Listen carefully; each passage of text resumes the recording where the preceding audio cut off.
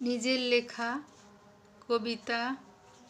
কবিতাটির নাম শীতের প্রেম।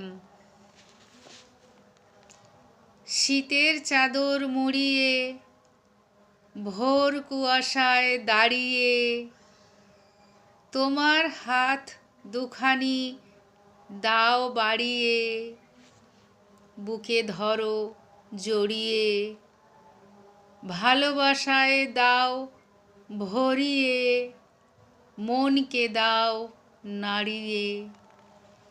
অজানা দেশে যাই দুজনে হারিয়ে, তুমি আমার আমি তোমার, কখনো যেন দিও না তোমার জীবন থেকে আমাকে সরিয়ে, কখনো যেন দিও না তোমার জীবন থেকে আমাকে সরিয়ে।